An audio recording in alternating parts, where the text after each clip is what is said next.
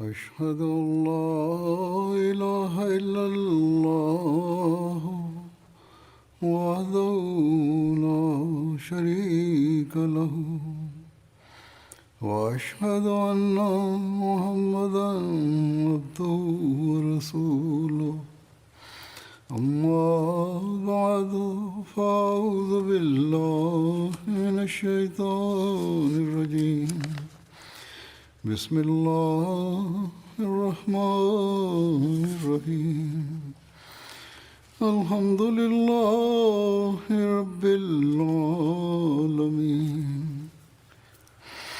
الرحمن الرحيم مالك يوم الدين إياك نعبد وإياك نستعين اهدنا الصراط المستقيم صراط الذين أنعمت عليهم غير المغضوب عليهم ولا الضالين.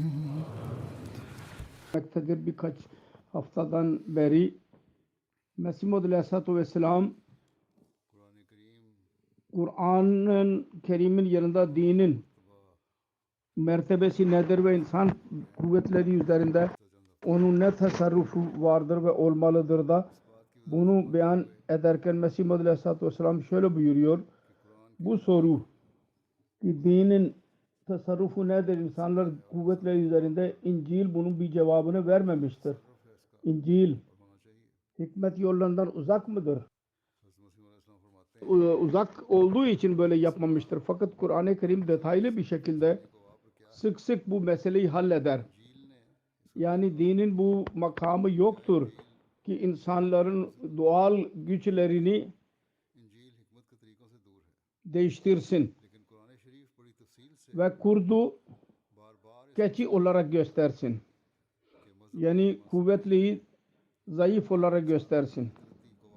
Aksine dinin illeti gayesi şudur. Yani son gayesi budur ki insanda bulunan kuvvetler, yetenekler, Allah-u Teala'nın kendisine verdiği yetenekleri kendi mahal yerinde kullanmak için ona yol göstersin.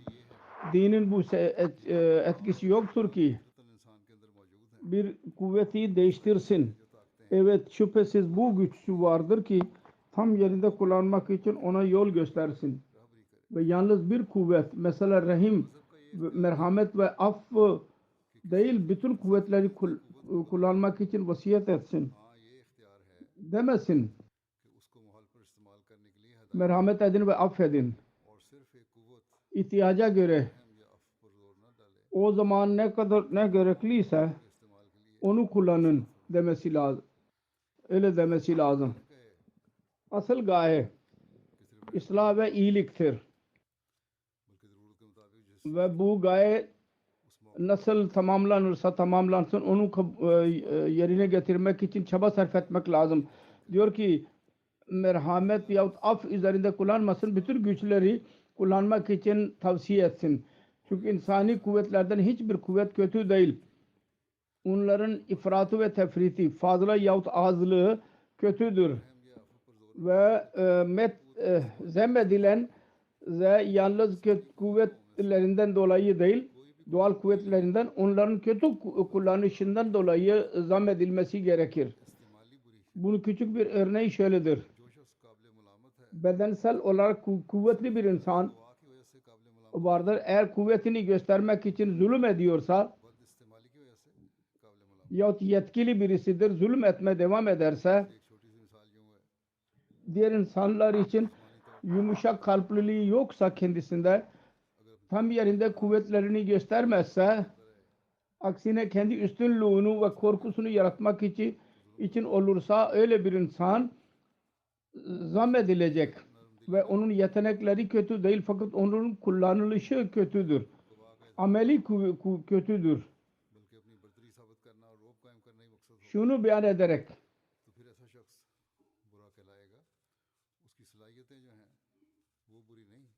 yani Mesih Maud Aleyhisselatü Vesselam'ın geliş gayesi Kur'an ve doğruluğunu ispat etmektir.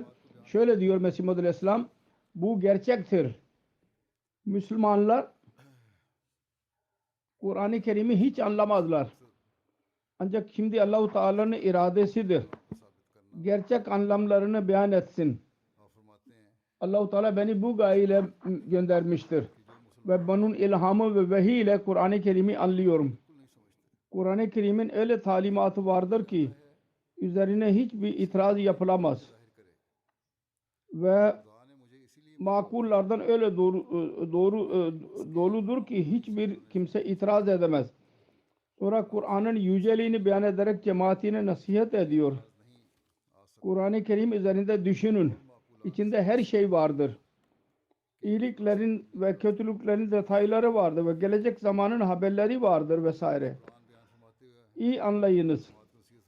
Bu öyle bir din ileri sürüyor ki onun üzerine asla bir itiraz yapılamaz. Çünkü bunun bereketleri ve semereleri taptaze olarak insanın eline geçer. İncil'de din kamil olarak beyan edilmemiştir. Onun talimatı o zamanın duruma göre belki olabilir fakat ebedi değildir. Her durum için değildir. Bu çağda Hz. İsa Aleyhisselatü Vesselam geldiği zaman o zaman faydalı olabilirdi fakat şimdi değil. Bu övünç Kur'an-ı Kerim'e hasıl olmuştur. Burada her hastalığın ilacı var ve bütün yetenekleri terbiye etmek için yol var. Kötülüğü uzaklaştırmanın yolunu dahi beyan etmiştir. Onun için Kur'an-ı Kerim'in tilavetini yapın ve dua edin. Ve kendi karakterinizi onun talimatına göre yapmaya çalışın. Kur'an-ı Kerim'i üzerinde düşünmek konusunda şöyle diyor. Bidatlardan perhiz iyidir. Yoksa bununla şeriyete tasarruf oluyor. En iyi yol şudur ki öyle vazifelere sarf edeceğinize vakti zaman aynı zaman Kur'an-ı Kerim'i düşünmek üzerinde kullanın. İnsanlar diyorlar ki bana vazife diyorum. Küçük bir şey söyleyin ki ben onu kullanayım, zamanımı geçireyim. Mesih Muhammed Aleyhisselam diyor ki hayır. Kur'an-ı Kerim'i düşünmek üzerinde zaman harcayınız. Bazı kimseler vazifelerde zaman harcarlar. Onların anlamlarını dahi bilmezler. Ve derler ki bunların manevi ilerlemenin tek yoludur. Mesih Muhammed Aleyhisselam diyor ki bunun yerine bu zaman Kur'an-ı Kerim üzerinde düşünmek için kullanın. Daha faydalıdır. Manevi ilerleme bununla elde edebilirsiniz. Gayri Ahmedi Müslümanlarda birçok bidat bu yolla araya girmiştir. Ancak bazı Ahmediler bile bazen bunun etkisi altında kalıyorlar. Onun için kurtulmamız lazım. Korunmamız lazım. Ve Kur'an-ı Kerim'in tercümesini ve tefsirini okumaya daha fazla dikkat etmemiz lazım. Gelecek hafta çarşamba günü yahut perşembe günü Ramazan başlıyor. Bu Ramazan'da özellikle Kur'an-ı Kerim'i okumak ve onu anlamaya çalışmamız lazım. Mesih Muhammed Aleyhisselam şöyle diyor.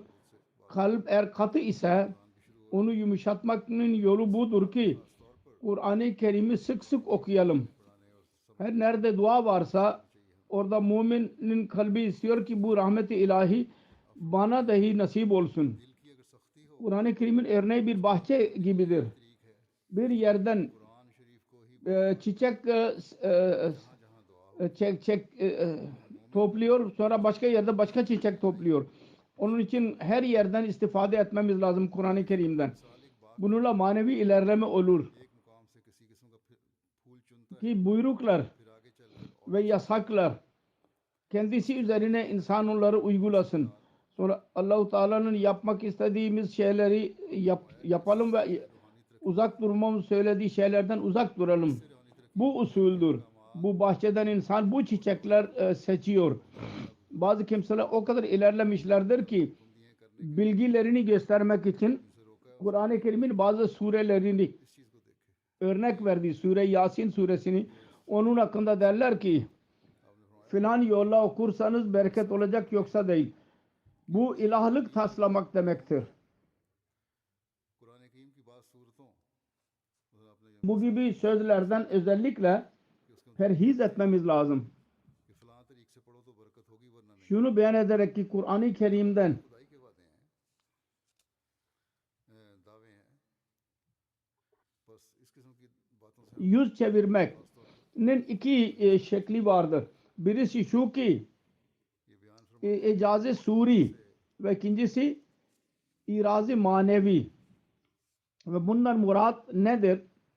Eras की दो सूरतें होती हैं İrazdan murat amel etmemek. जो eras Suri şekilde insan amel etmez yahut manevi olarak amel etmez. Onun izahatını şöyle verdi. से मुराद Kur'an-ı Kerim'den irazın iki şekil vardır. Suri ve manevi. Suri şu ki मुराद ये है कि जिससे अमल ना करना hiç Kur'an-ı Kerim okunmasın hiçbir zaman. ये मानवी तौर पर Müslümanların çoğu adlandırılıyorlar Müslüman olarak fakat Kur'an-ı Kerim'in ibaresinden dahi gafildirler.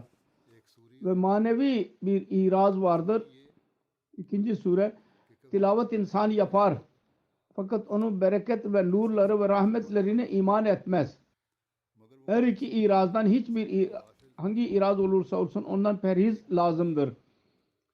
İmam Cafer Aleyhisselam'ın sözüdür. दावा तो करता है इंसान Doğru mudur değil midir? Vallahu alem. Diyor ki ben o kadar Kur'an-ı Kerim okuyorum ki ilham başlıyor onunla birlikte. Ancak bazı sözlüdür. का कौल है Mantıklıdır. वल्लाहु आलम कहाँ तक सही है Dedi mi demedi mi biz bilmiyoruz. Fakat bu söz mantıklıdır. Çünkü bir cinsin şeyi ikinci cinsi kendisine doğru çeker. Şimdi bu çağda zamanlar yüzlerce haşiyeleri kullanmışlardır. Şiiler ayrı ve Sünniler ayrı.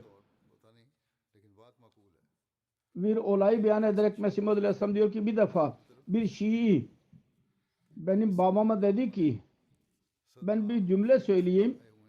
Siz onu okuyunuz. O zaman taharet ve abdeste gerek kalmayacak. Yeterdir o cümle. Aynısı taharettir, aynısı abdesttir. Dedik İslam'da küfür ve bidat, ilhad, मैं एक फिक्रा बतला देता zındıklık aynı şekilde geldiler. हूँ तो फिर तहारत और वजू की Bir tek kişinin kelamını बस वो फिक्रा ही काफी na o kadar yücelik verildi ki bir şahsın kelamına आया कि इस्लाम में nasıl ki kelam-ı ilahiye o yücelik vermek gerekirdi. Eshablar onun için hadisleri Kur'an-ı Kerim'den küçük derecede görüyorlardı. Bir defa olay beyan ediyor. Hazreti Ömer radıyallahu anh karar vermek üzereydi. Yaşlı bir bayan kalkarak dedi ki hadiste şöyle yazılıdır. सहाबा कराम इसीलिए हदीस को Yani Resulullah sallallahu aleyhi ve sellem mensubdur bu hadis. एक दफा Şunu da unutalım ki tabi hadisler sonradan derlendi fakat bazı hesaplar onu yazıyorlardı aynı anda. कि हदीस में ये लिखा है Hazreti Ömer dedi ki यानी उस ben bir yaşlı bir bayan için Kitabullah'ı terk edemem. भी याद रखें कि Bu rivayet bir bayanındır fakat öyle diyor fakat Kur'an-ı Kerim bundan başkadır. Allah-u Teala'nın Kur'an'ı ne diyorsa asıl odur. Onun için एक बुढ़िया के लिए gerçek budur. Bunu benimsememiz lazım. Eğer bu olmazsa ये कहती है o zaman bidatlar yayılacak. उसके मुख्तलिफ है Ve o yüzden Müslümanlar bidatlar yayılıyor Müslümanlarda. Ve Kur'an-ı Kerim'in asıl talimatından uzaklaştırıyorlar. इख्तियार करना चाहिए अगर ये नहीं होगा Aksar Müslümanların çoğunda bu sözleri görmek mümkün. और इसी वजह से बिदात Bir örnek verdim. Hz. Mesih Muhammed Aleyhisselatü Vesselam dedi ki Şii alim bilginin demesi bir cümle var. Onu okuyunuz. Ondan sonra ne taharete ne de abdeste gerek kalmayacak. जैसा कि Amme Müslümanların çoğu zaten cahildir. कि शिया आलम का मसीह Sözde ulemalar की एक फिक्रा है onları nereye götürürlerse gidiyorlar. Ve bidatlar yayılmaya devam ediyor. Fakat buna rağmen bizi suçluyorlar. Ki biz Kur'an-ı Kerim'i tehrif ediyoruz diyorlar. नाम नेहाद उलमा Şunu beyan ederek उनको जिस तरफ Müslümanların ilerlemesi Kur'an'a şartlıdır. Şöyle diyor Mesih Muhammed Aleyhisselam लेकिन इसके बावजूद Müslümanlar Kur'an-ı Kerim'e tam olarak tabi olmadılarsa hiçbir ilerleme kaydedemezler. ne kadar Kur'an-ı Kerim'den uzaklaşıyorlarsa aynı derecede onlar ilerleme yollarından uzaklaşıyorlar. Kur'an-ı Kerim üzerinde amel ilerlemeye muciptir. Allah-u Teala ticaret, tarım ve mesleklerden, halal olan mesleklerdenleri haram etmemiştir. Ancak maksud bir zat değil. Onlara dinin hizmetçisi olarak kabul etmemiz lazım. Zekatın menşa budur. Dinin hizmetçisi olsun o mal. Bir mümin kendi hayatının gayesi yalnız dünya kazanmak olmamalı bir insanın. Allah-u Teala insana yaratılış gayesini beyan etmiştir. Abid olarak ibadet eden birisi olmak, Allah-u Teala buyruklarına tabi olmak, onu aramak lazım. Aramamız lazım. Zekat ve Allah yolunda mal harcamayı şöyle şu gayeyle beyan etti ki mal kendi istekleri tamamlamak için olmasın. Aksine dinin ilerlemesi, kul hakkı ve Allah hakkı için dahi kullanılsın.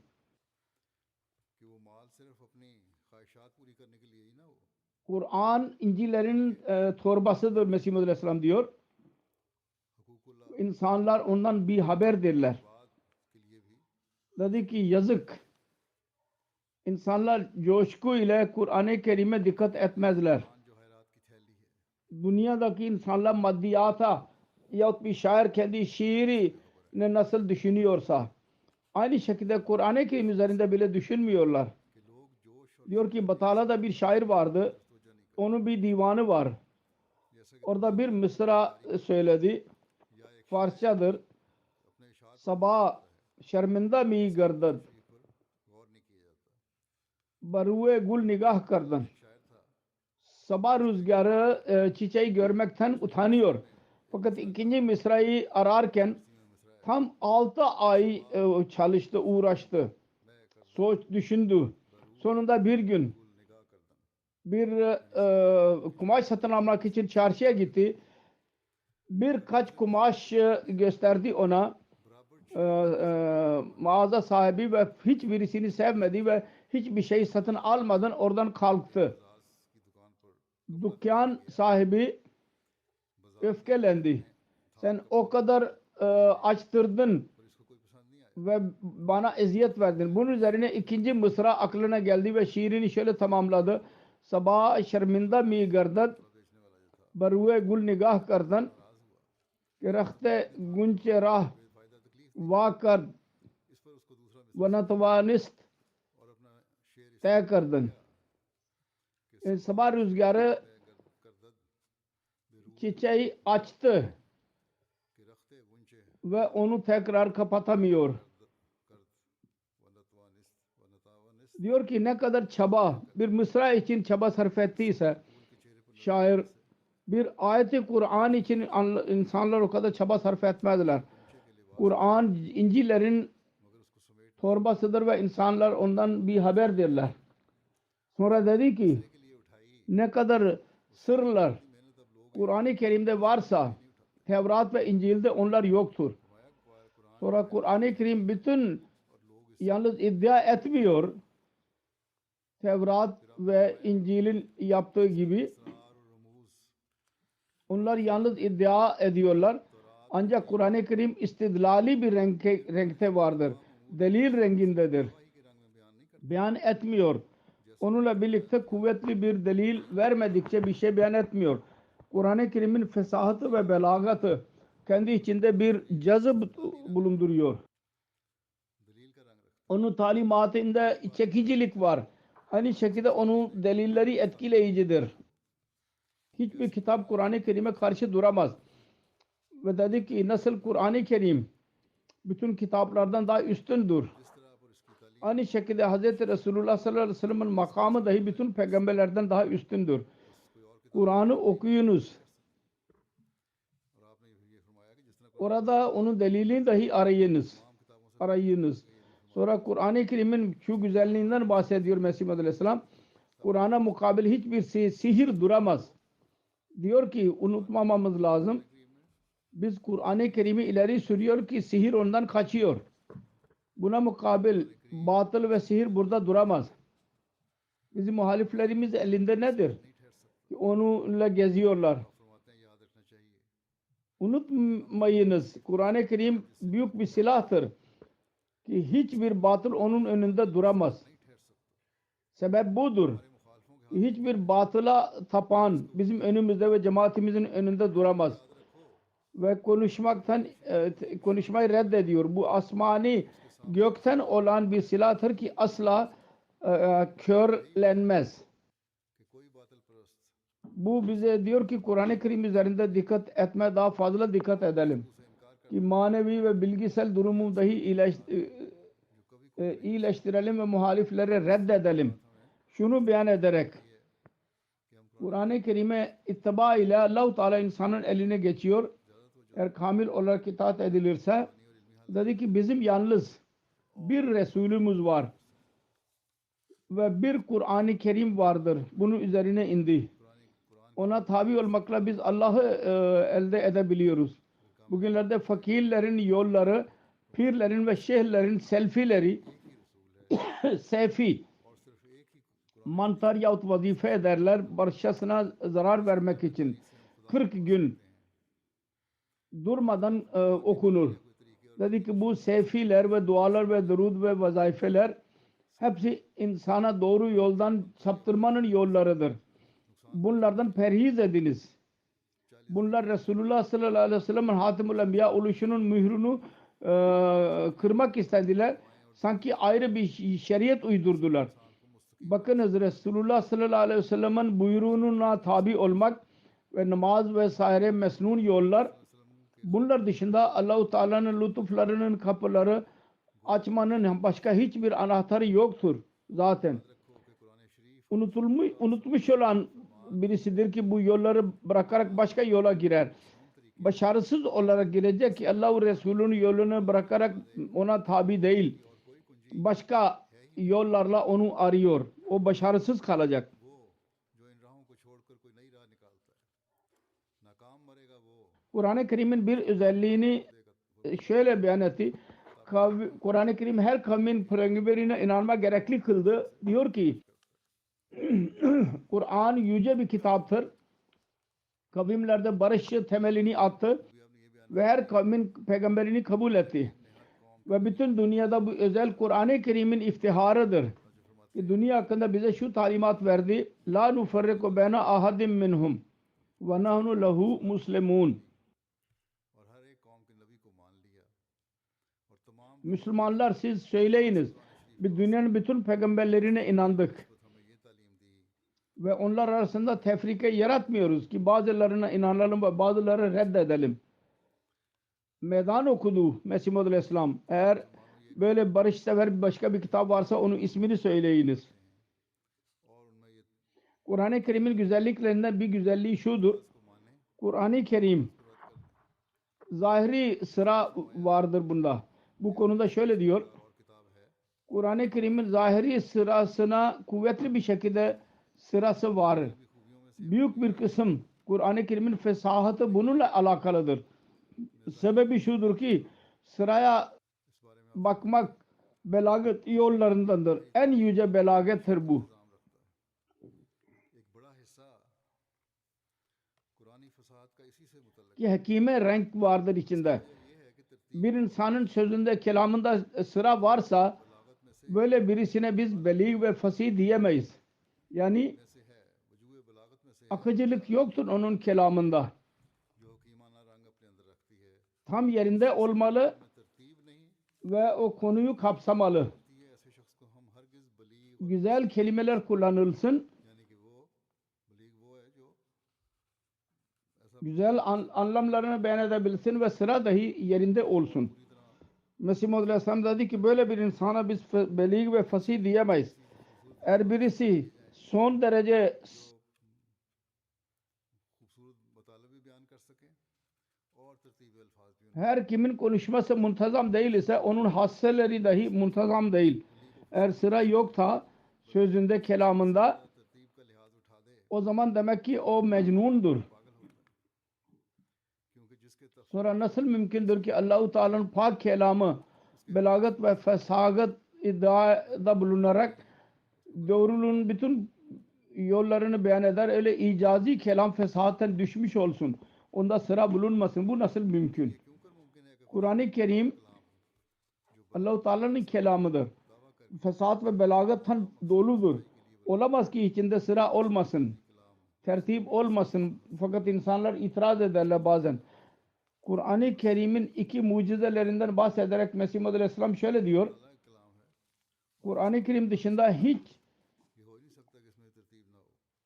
जिस तरह बाज लोग इतराज करते Kur'an-ı Kerim'i hak ve batıl arasında fark yaratmak için हैं का जिक्र फरमाते हुए ve hiçbir zamanda yalan doğruluğun önüne durmasın. Ümmeti Muhammediye zamanın sonuna kadar iki mucize vermiştir. से कि हक और बातिल में हमेशा के लिए मावेल इम्तियाज कायम Kur'an-ı Kerim'in icazı जमाने में ve Kur'an-ı Kerim'in etkisi इंतहाई जमाने vermiştir. Yani bir kelam mucize doludur Quran Ejaz ve ikincisi कलाम में bu kelamın bir etkisinin bir mucizesidir. İki mucize vardır. Buna mukabil batıl dinler aciz kalıyorlar. यानी एक कलाम Eğer yalnız icazi kelam Kur'an-ı Kerim'in mucizesi olsaydı ve icazi etki eser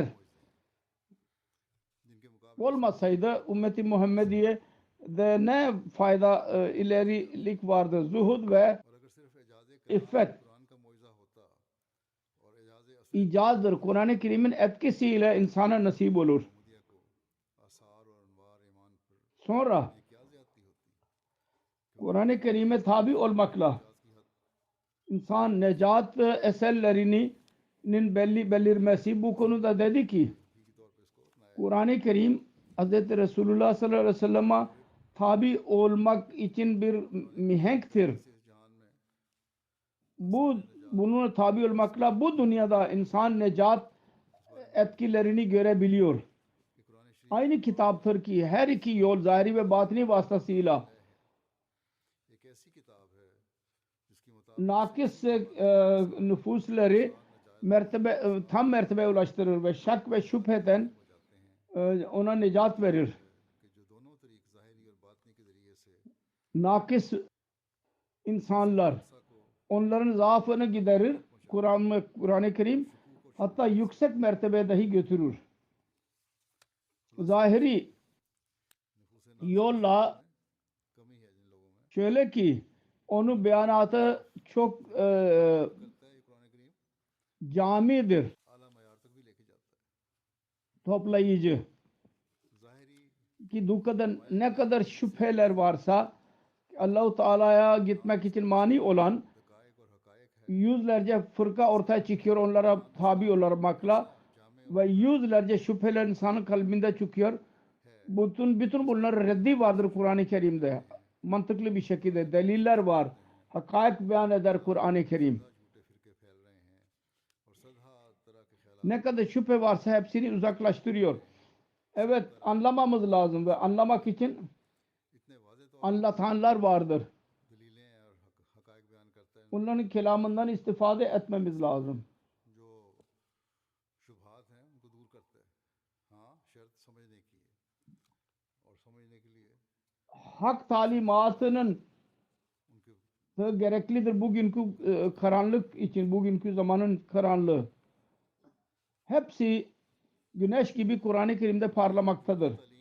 Eski şu anda karanlıklar mesela dinden uzaklık, hayasızlık, lağı boş şeyler yahut diğer Allah-u Teala'dan uzak olmak, bütün bu karanlıklar var ya, की तरह इसमें चमक रही है bunları uzaklaştırmak için, nur almak için Kur'an-ı Kerim'e geri dönün. Orada hepsi vardır. या और खुदा ताला से दूरी है सब जो अंधेरे हैं Bütün bu güneş gibi bunda parlamaktadır. को दूर करने के लिए Bütün nefsani hastalıkların ilacı burada var. Bütün marifetlerin beyanatı var. Ve hiç ilme ilahinin bir dakikası yoktu ki gelecekte beyan edilebilir ve burada yok. और तमाम अमराज नफसानी का इलाज इसमें मंदरज है और तमाम मवाद Buna tam olarak tabi olmak insanın kalbini temizler. का इल्म इलाही और इससे बाहर रह गया हो और बातनी तरीक से इस तौर पर İnsan iç kötülüklerinden, pisliklerinden temizlenir ve Allah-u Teala ile alakası kurulmuş olur ve मुताबियत kubul nurları üzerine inmeye başlar दिल को ऐसा साफ कर देती है ve inayat-ı ilahiye से बिल्कुल पाक o kadar onu çever ki kapsar her taraftan ki zorluklara girdiği zaman Allah-u Teala merhamet ile şefkat ile Allah-u Teala lütfeder, और अनाता onun cevabını verir. आयात इलाहिया Ve birçok defa öyle tesadüf olur ki eğer 1000 defa dahi करता है kendi zorluklarını, रहमत और तूफान üzüntüleri zamanında soru sorarsa 1000 defa Allah-u Teala tarafından çok fasih ve lezzet verici ve bereketli bir kelam bulur cevap olarak. 1000 मरतबा वही İlham-ı ilahi yağmur gibi üzerine iner. गमों के वक्त में सवाल Allah-u Teala'nın sevgisini kalbinde öyle bulur ki nasıl bir ayna और लजीज और मुतबर्रक कलाम में मोहब्बत आमेज जवाब पाता है sevginin bir lezzeti kendisine nasip olur. उस पर बरस Onun और वो अपने en sert nefsani zincirlerini kırarak जैसा एक नहायत साफ ve bu pis hava var ya और उन ondan dışarı çıkararak उसको अता की जाती है Allah-u Teala'nın sevgisinin rüzgarı ile her zaman kendisine taze bir hayat verir. और इस दुखानस्तान से बाहर निकाल Sonra dedi ki गंदी हवा और Kur'an-ı Kerim yakini ve kati kelamdır.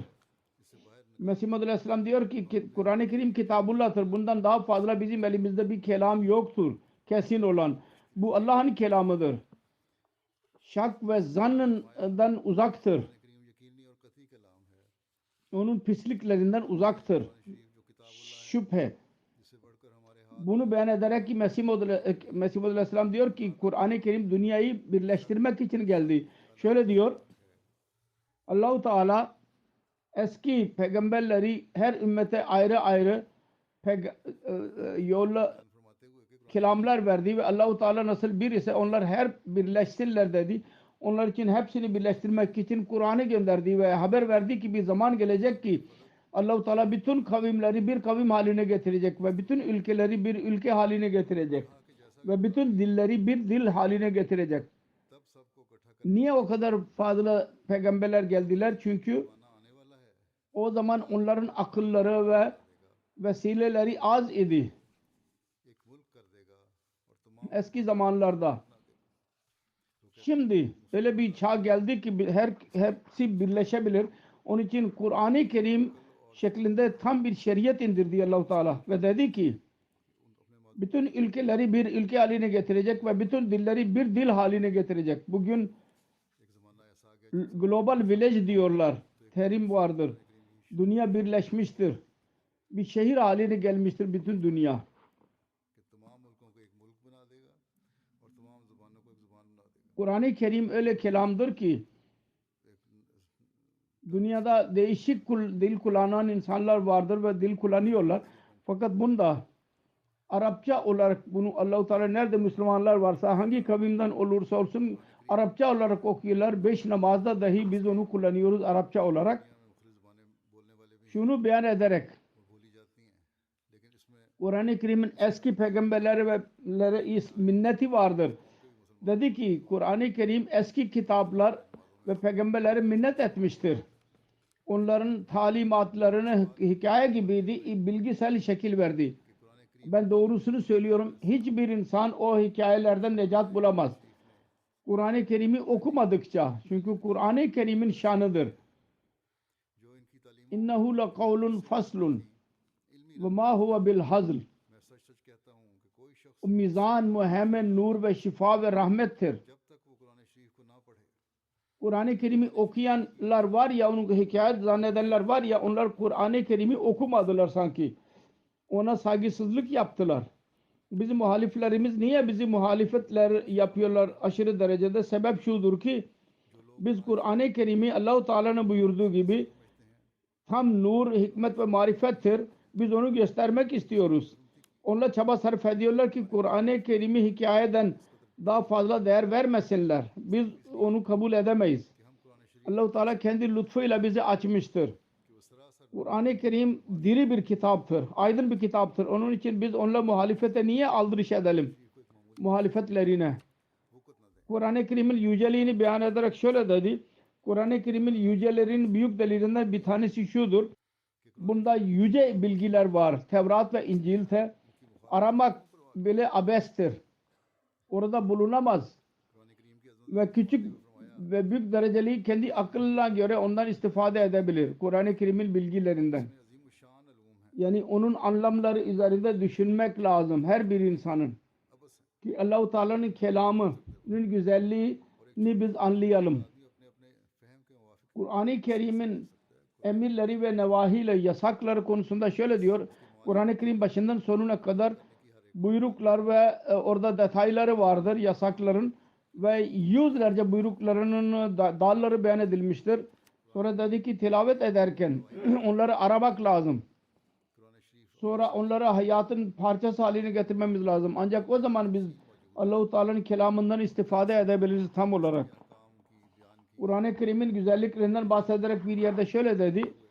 Unutmamamız lazım. Kur'an-ı Kerim kesin bir kelamdır.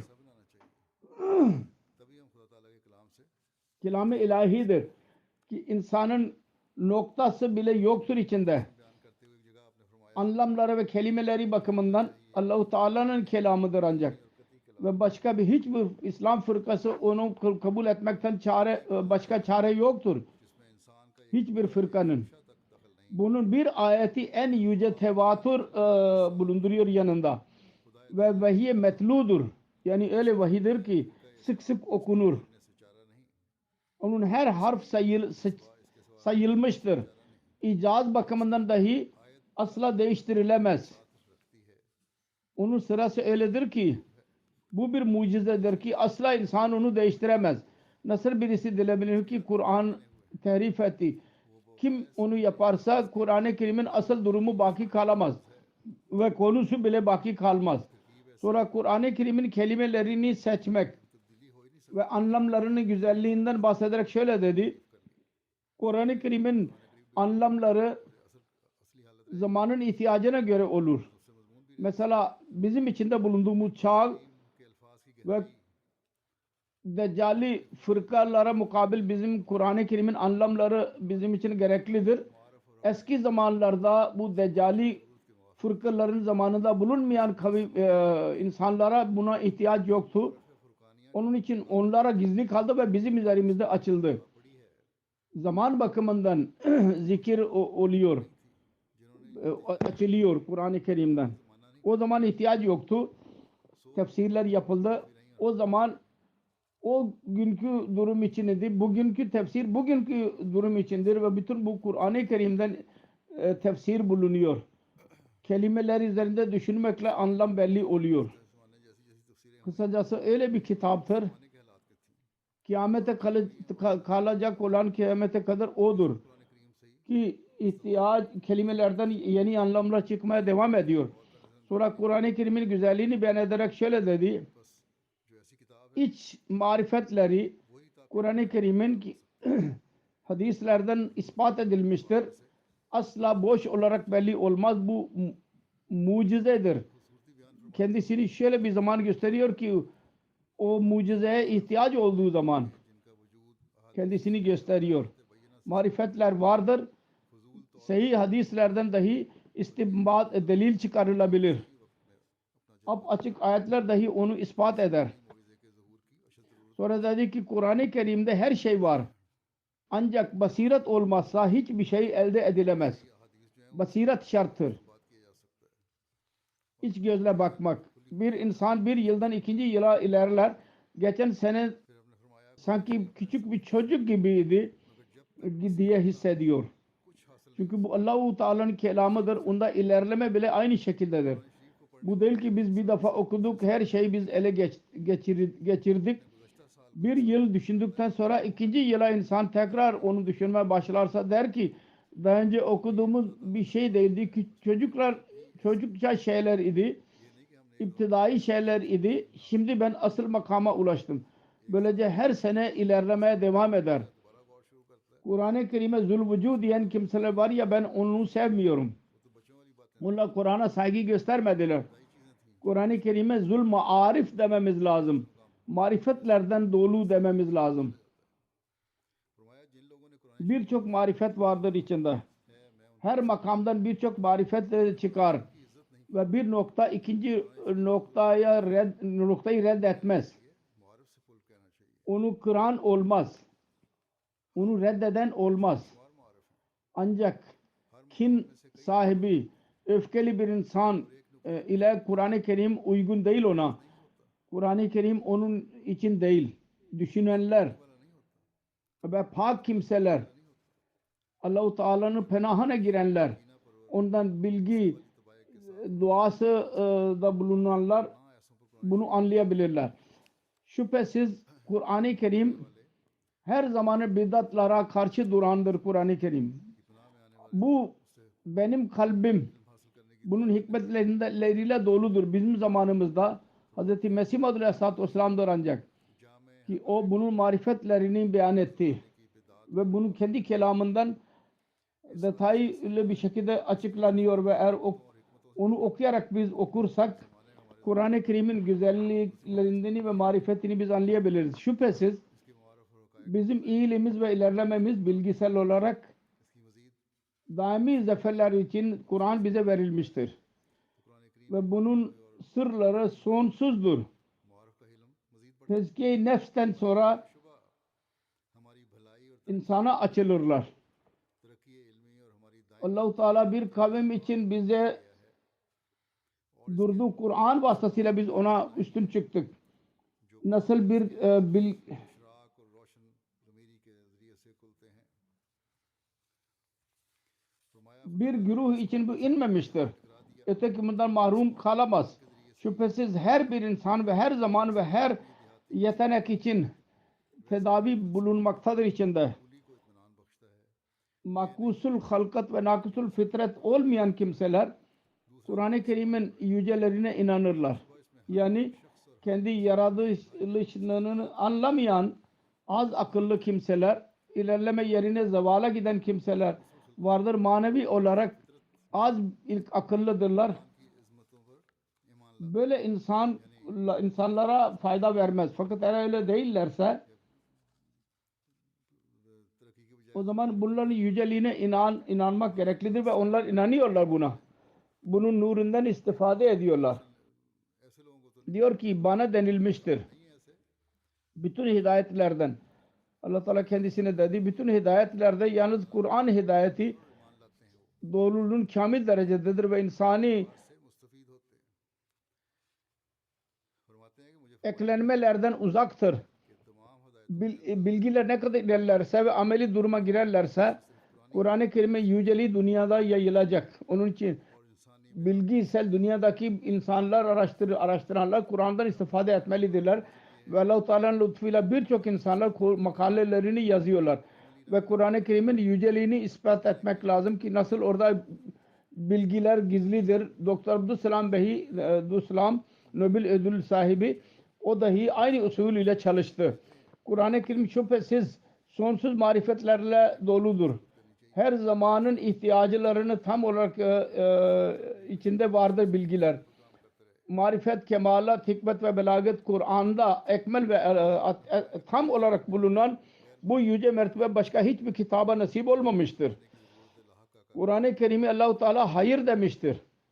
Dedi ki وَمَنْ يُؤْتَ الْحِكْمَةَ हिकमत व बलागत कुरान शरीफ में अकमल وَمَنْ يُؤْتَ الْحِكْمَةَ فَقَدْ أُوتِيَ خَيْرًا كَثِيرًا शान मर्तबा और किसी किताब को हासिल Kur'an-ı Kerim marifetlerin hazinesidir. तो खुदा ताला ने Kur'an-ı Kerim, Kur'an-ı marif ve bilgilerin anlamlarını dünyanın bereketleri bununla birlikte geliyor. Sonra uyararak diyor ki hatırınızda olsun.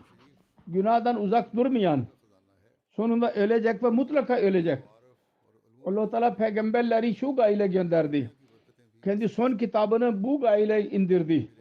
Ki dünya bu zehirden helak olmasın. Onun etkilerinden vakıf olarak kurtulmuş olsun. वो आखिर मरेगा और जरूर मरेगा Bir Ahmedi'nin görevi budur. और रसूल को इसलिए Nerede Kur'an-ı Kerim'e अपनी आखिरी किताब göre uydurmaya çalışırsa kendisini dünyaya dahi yol göstersin तसीरात से ve onları manevi helaketten korusun. Mesih Aleyhisselam diyor ki Hz. Resulullah sallallahu aleyhi ve sellem Hatamun Nebiyyindir. ve Kur'an-ı Kerim Hatemul Kütüb.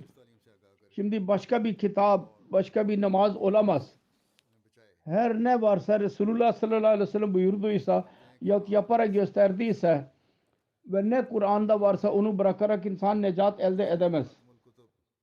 Her kim bunu terk ederse cehenneme gidecek. Bizim dinimiz budur, inancımız budur. Kimin inancı bu ise o Kur'an-ı Kerim ve Resulullah sallallahu aleyhi ve sellem'in nasıl küçük düşürebilir?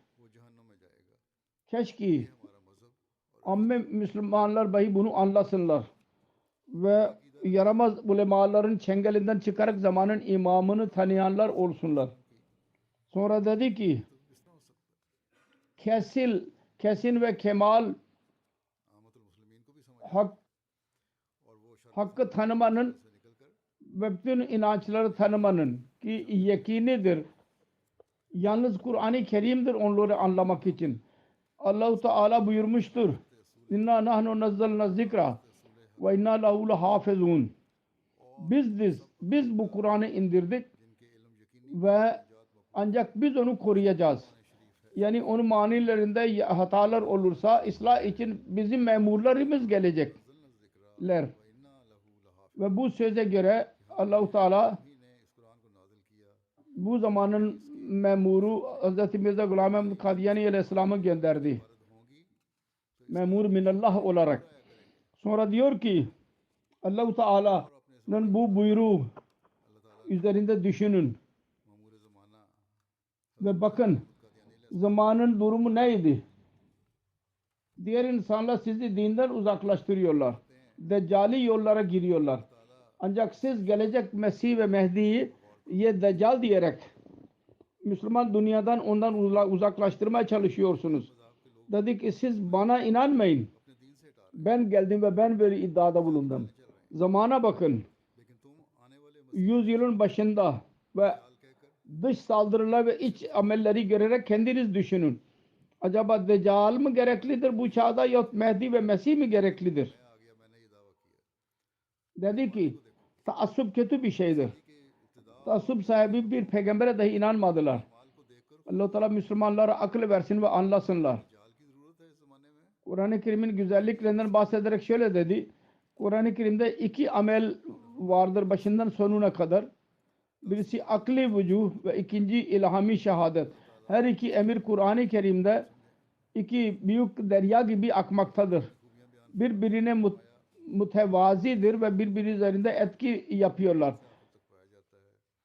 Yanında akıyorlar ve birbirleri üzerinde etki dahi yapıyorlar. Kur'an-ı Kerim'in gayesi şuydu. Hayvanlardan insan haline getirsin ve insanlardan ahlak sahibi insan haline getirsin ve ahlaklı insan halinden Allah'lı insan haline getirsin. Biz görüyoruz ki bu gaye tamamlandı ve kemal bir şekilde tamamlanmış oldu. Bana bir Yahudi kendisi zikretti Emirül Müminin diyor. Ben Müslüman değilim. Ancak birkaç sene önce Resulullah sallallahu aleyhi ve sellem'in Resul olduğuna inanıyorum kesin bir şekilde. Çünkü o Arap Bedevilerin durumu nasıldı ve inkılabi bir şekilde nasıl onu değiştirdi. Ancak bir Resul onu değiştirebilir. Genel bir insan onu yapamaz. Allah-u Teala'nın yardım ettiği bir Resul ancak onu yapabilir. Yahudi onu söyledi. Kur'an-ı Kerim'i görerek Mesih Muhammed Aleyhisselam diyor ki insan hayret içinde kalır. Aynı ümmi bir kitap ve hikmet söylemedi. Tezkiye nefsin yollarını dahi beyan etti. Şöyle kadar ki eyyedahum be ruhim minhu.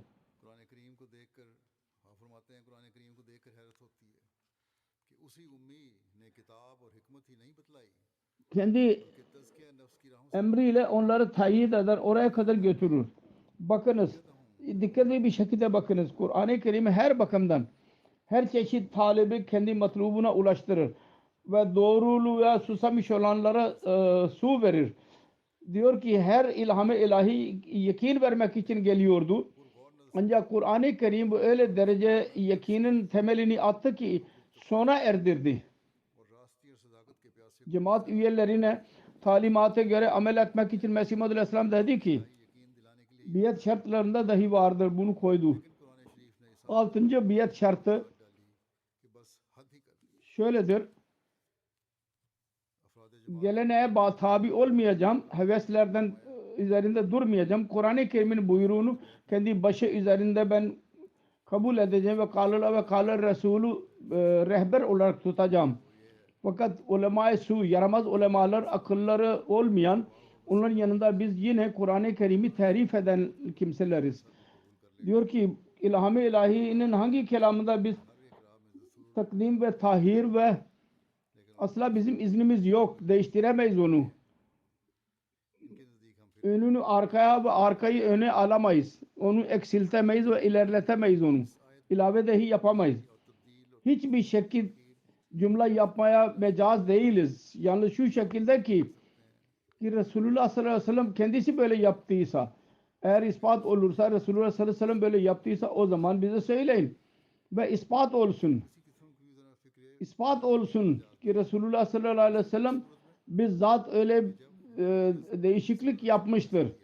Ve eğer o ispat olmazsa biz Kur'an-ı Kerim'in sırasını और ये साबित हो जाए asla değiştiremeyiz. ये साबित हो जाए Ve kendimiz tarafından bazı cümleleri ilave edemeyiz. Eğer böyle yaparsak Allah yanında biz suçlu olacağız ve ceza göreceğiz. तो हम कुरान की तरफ Biz yapamıyorsak bizi niye suçlu diyorsunuz? ज़ेरो ज़बर Eğer biz öyle yaptıysak Allah-u Teala katında biz suçluyuz. Mesih Maud Aleyhisselatü Vesselam bizzat Kur'an-ı Kerim'den her çeşit tahrif ve tahrifi yok demiştir. Yapılamaz demiştir. और अगर है होगा İlan etmiştir. Eğer böyle yapan olursak suçluyuz ve ceza görmemiz lazım Allah katında.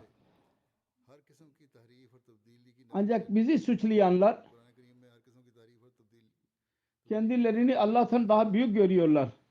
कि अगर हम ऐसे Allah-u Teala bizi suçlu saymasın. मुआवजा हैं Ancak bunlar bizi suçlu yaparak bize ceza mutlaka verecekler. Bugünkü gürültü yapan ulemalar. Allah-u Teala bu gibi ulemaların şerrinden her Ahmedi korusun ve şerrinden onlar üzerine dönüştürsün. Biz gerçek manada Kur'an-ı Kerim'i anlayalım ve amel etmek nasip olsun bizim üzerimizde. जो आजकल ये Pakistan'ın Ahmediler için ve अल्लाह ताला Pakistan'ın genel durumu için dua edin. Burkina Faso'da Ahmediler için ve ülke için dua edin. करीम को समझने Genel olarak Bangladeş'in Ahmediler için dua edin. Allah-u Teala onları korusun. Orada bugün yine mollalar gürültü yapacaklardı. Burkina Faso में Pakistan और अमूमी dünyanın her ülkesinde nerede Ahmediler varsa onlar için dua edin. Bangladesh के Ramazan başlamaktadır. Söylediğim gibi bunda Kur'an-ı Kerim'i okumak कुछ social ve anlamaya dikkat edin. Orada dualara özel olarak dikkat edin. Allah-u Teala hepimize onu nasip eylesin. Ve Ramazan'ın feyizlerinden feyiz bulmayı bize nasip eylesin. Amin. Quran Kareem को पढ़ने और समझने की तरफ तवज्जो दें वहाँ दुआओं की तरफ भी खास तवज्जो दें अल्लाह ताला हम सबको इसकी तौफीक भी अता फरमाए और रमज़ान के फैज़ से फैज़याब होने की तौफीक अता फरमाए